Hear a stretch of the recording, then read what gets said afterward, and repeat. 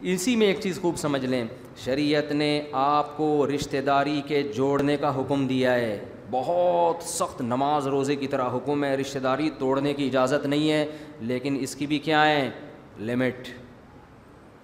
آپ رشتوں کو خوش کرنے کے لیے گناہ نہیں کر سکتے۔ آپ کے بھائی کی شادی ہے، موسیقی کی محفل ہے، ناچ گانے کا انتظام ہے، آپ کے لیے اس محفل میں شرکت جائز نہیں ہے۔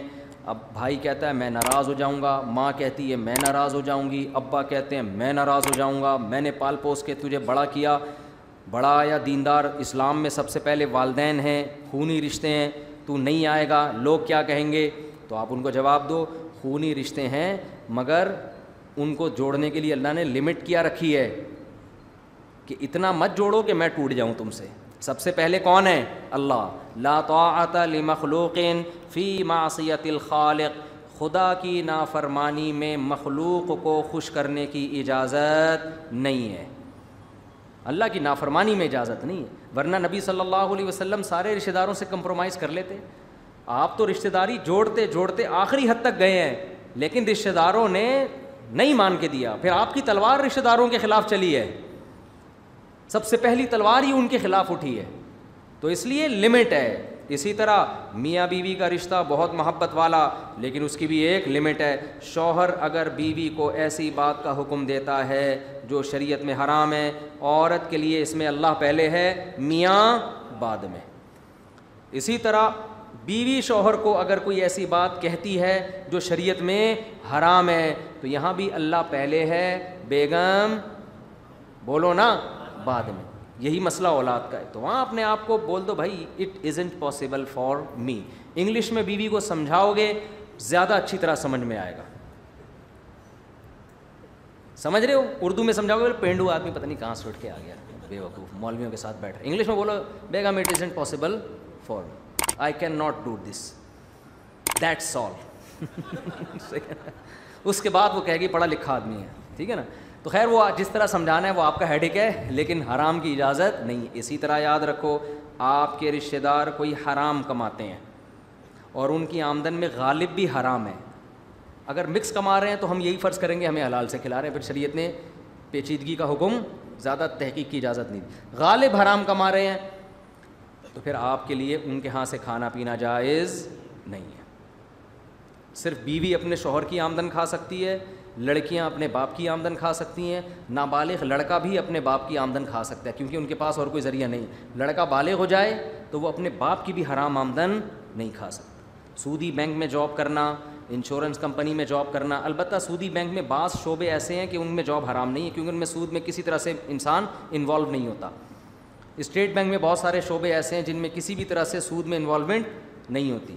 تو سود لکھنے والا، سود پہ گواہ بننے والا، دینے والا، لینے والا، چار طرح کے لوگوں پر اللہ نے لعنت کی، اللہ کے نبی صلی اللہ علیہ وسلم نے۔ تو اس لیے خیر، تو اگر کوئی انشورنس کمپنی میں بیمہ پالیسی میں جاب کر رہا ہے، تنخواہ وہاں سے آتی ہے، یا بینک میں لون رکھ کے سود لے رہا ہے، قومی بچت سے پیسے کما کما کے اسی پہ گھر چلا رہا ہے، تو اس کی آمدن میں بھی آپ کے لیے کھانا پینا جائز نہیں۔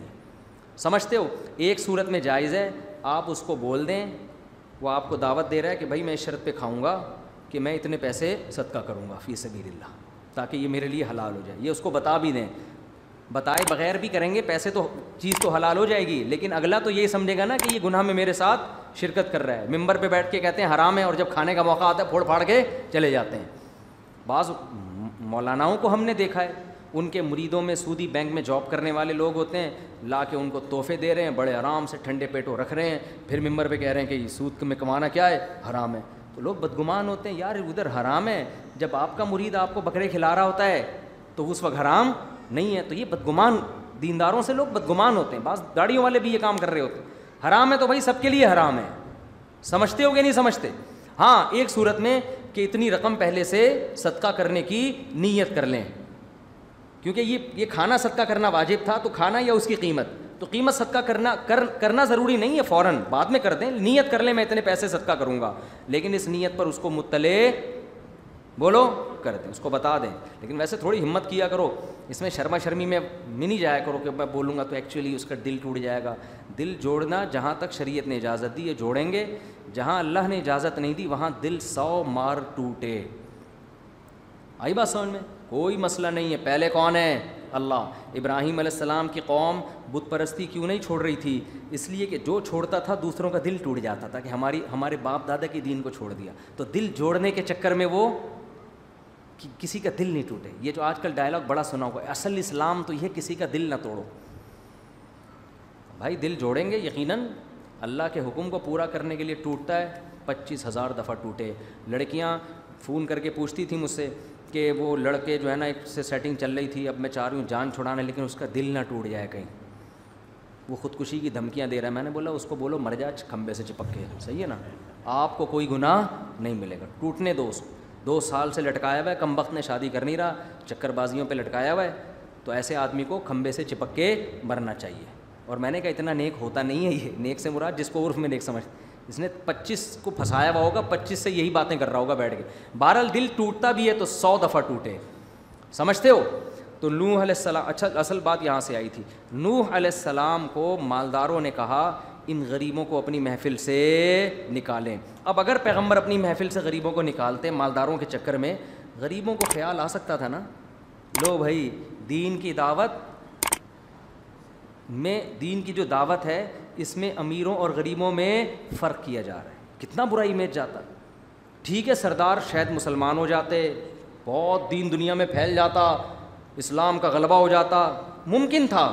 نا نا نا نا, لیکن ہم اس کے مکلف نہیں ہیں کہ اسلام کو دنیا میں غالب کرنے کے لیے اللہ کی حدود توڑیں. جتنا اسلام کا مکلف اللہ نے ہمیں بنایا اتنا ہے, اس سے زیادہ ہم آگے جانے کی کوشش نہیں کریں گے. یہ جو آج کل لبرل قسم کے مولانا پیدا ہو رہے ہیں نا, جو انگریزوں کو دین کے قریب کرنے کے لیے ہر چیز کو حلال کرتے چلے جا رہے ہیں, یہ بھی جائز ہے یہ بھی جائز ہے, تاکہ لبرل طبقہ, بعض لوگوں نے داڑیاں کٹانے کو بھی جائز کہہ دیا. دلیل یہ تھی کہ اس سے یونیورسٹیوں کے لوگ دین کی طرف مائل ہوں گے. بھائی مائل ہوں نہ ہوں, داڑھی اگر اسلام میں ہے 1400 سال پہلے بھی تھی, آج بھی ہے اور کل بھی رہے گی. نہیں آنا ہے نہیں آئے, کسی کو خوش کرنے کے لیے مسئلہ تھوڑی تبدیل کیا جا سکتا ہے. ہاں یہ ضرور ہے کہ اسلام میں صرف داڑھی ہی نہیں ہے, اور بھی مسائل ہیں, تو ہر وقت اسی کو لے کے چلتے رہنا ٹھیک نہیں ہے. اور کسی میں ایک گناہ ہو تو بہت ساری خوبیاں بھی ہو سکتی ہیں, تو کسی کو برا سمجھنے کی اجازت نہیں ہے, لیکن مسئلہ جو ہے وہ لوگوں کی وجہ سے چینج نہیں ہوگا. سمجھتے ہو. اب کرکٹ میں بین الاقوامی سطح پہ میچز کھیلے جاتے ہیں, نماز بہرحال واجب ہے, کھلاڑی کو آپ اجازت نہیں دے سکتے کہ آپ نماز چھوڑ سکتے ہیں, وہ تو پڑھنی پڑے گی آپ کو. خیر